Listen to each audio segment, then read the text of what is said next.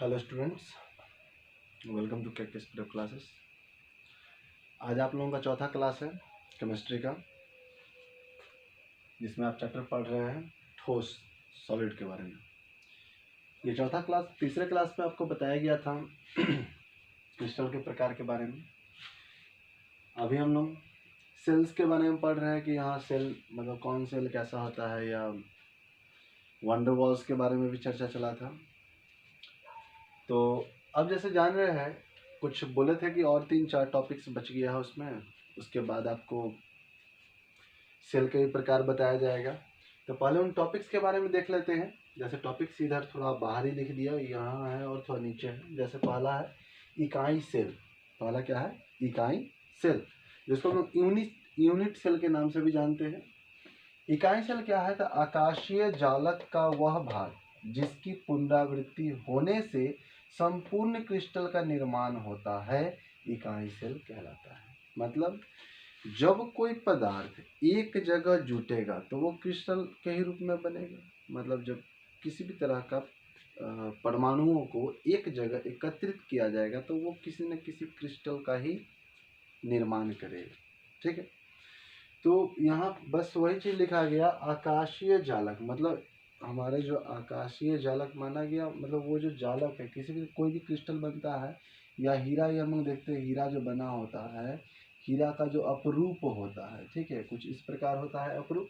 ठीक है, तो ये जो अपरूप है, इसका जो जालक बनेगा, ठीक है, वो इस तरह से जाल टाइप के बना होगा। इसकी रचना जब करेंगे जाल बनेगा ना, तो वही आकाशीय जालक माना जा रहा है कि आकाशीय जालक का वह भाग जिसकी पुनरावृत्ति होने से संपूर्ण क्रिस्टल का निर्माण होता है, पूरा क्रिस्टल बनता है। ठीक है, उसे हम इकाई सेल कहते हैं। एक सेल का बात हो रहा है।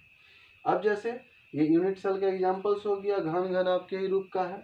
उसके बाद है क्रिस्टल की प्रकृति। हम कैसे जानेंगे क्या है नेचर, वह किस तरह का है? तो यह जानकारी के लिए, मतलब यह क्रिस्टल की प्रकृति होती क्या है, तो नेचर ऑफ क्रिस्टल, किसी क्रिस्टल की बाहरी रूप को क्रिस्टल की प्रकृति का, मतलब जो हमें बाहर से उसकी रचना दिख रही है, बस उसी को हम क्या कहेंगे?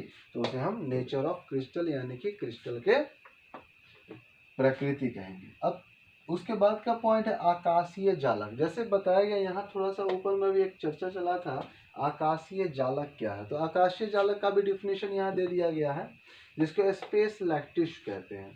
बिंदुओं का वह प्रतिरूप जो क्रिस्टल के कणों, चाहे वो परमाणु हो, अणु हो या आयन हो, मतलब कण अगर मिल रहे हैं और उसकी व्याख्या हो रही है, तो उसे ही हम क्या कहेंगे? तो उसे हम क्रिस्टलीय जालक कहेंगे, सॉरी आकाशीय जालक कहेंगे। अब आगे जालक बिंदु, वो जो जाल बनता है, जहाँ जैसे बताया कहीं भी जाल बन रहा, तो वो जाल का जो मेन जहाँ जहाँ कटान बिंदु आएगा वहाँ पॉइंट होगा। ठीक है, वही पॉइंट्स को क्या कहते हैं? जालक बिंदु कहते हैं। ऐसे भाषा के रूप में लिख दिया गया है, आकाशीय जालक के कणों के जिस बिंदु द्वारा निर्देश, मतलब जो कण बिंदु द्वारा जो प्रदर्शित किए जाते हैं, वही बिंदु जालक के नाम से या जालक बिंदु के नाम से जाना जाता है। अब हम लोग जानेंगे ये जो बन रहा है सेल के बारे में। सेल्स मतलब बहुत सारे सेल्स को कंबाइन करके ही ना एक जालक, मतलब सेल्स को कंबाइन करके ही कोई ना कोई फिगर बनता है।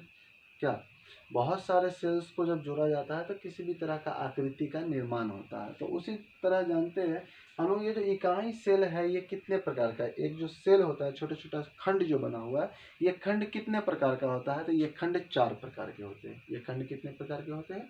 4 प्रकार के। अब जैसे मान लीजिए पहला होता है सरल सेल। पहला क्या होता है?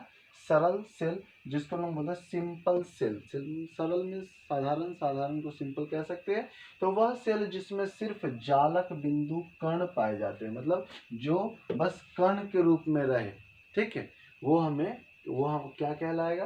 तो वह जालक बिंदु कहलाएगा।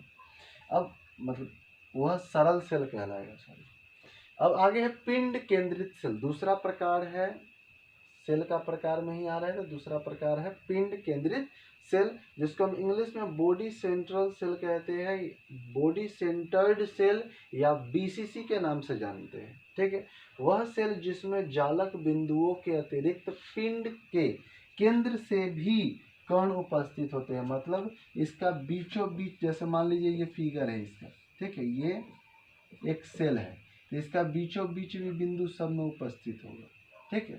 चलो यहाँ नहीं बल्कि लाइन पर, जो लाइन है, किनारा है, किनारा पर भी अगर बिंदु उपस्थित है तो वह क्या कहलाएगा, तो वह हमारा बीसीसी यानी कि बॉडी सेंटर्ड सेल, पिंड केंद्रित सेल के नाम से जाना जाएगा। तीसरा प्रकार में आता है जालक केंद्रित सेल। जालक केंद्रित मतलब जाल के केंद्र में, यानी जाल के बीचों बीच में अगर केंद्र है तो वो जालक केंद्रित सेल कहलाएगा।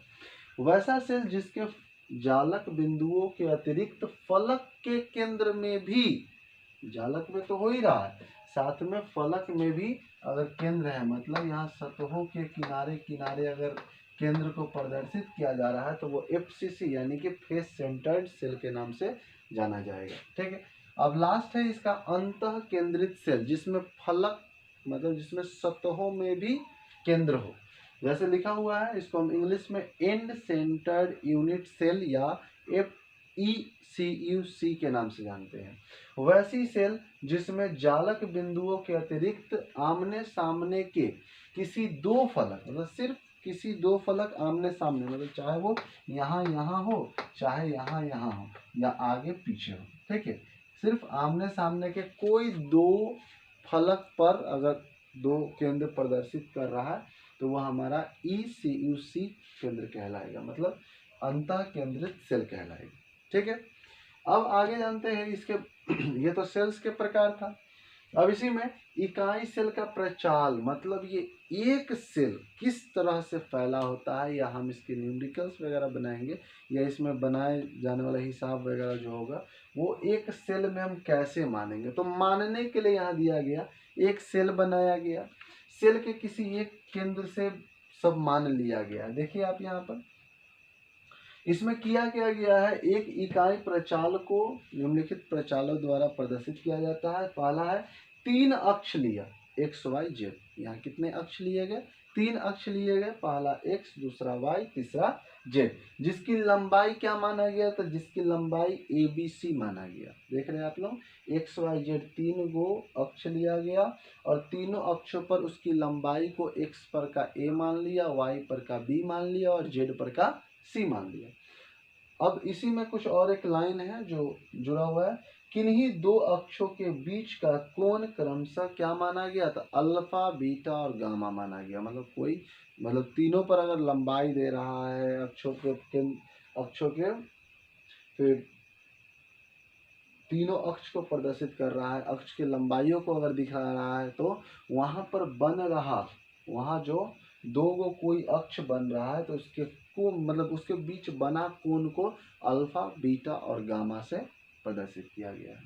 तो ये सब पॉइंट्स है जो आपको बहुत ही हेल्प करने जा रहे हैं। आप बस रेगुलर इसको देखते रहिए, ठीक है, और कोशिश कीजिए, अगर मान लीजिए एक बार में अगर हम नहीं समझ पा रहे हैं, कोई पॉइंट्स हमारा छूट रहा है तो सर से समझ सकते हैं आप, ठीक है, क्लास टाइम में।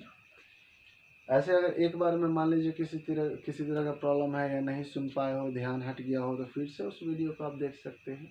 फिर से देखने पर आपको हो सकता है कि समझ आ जाए।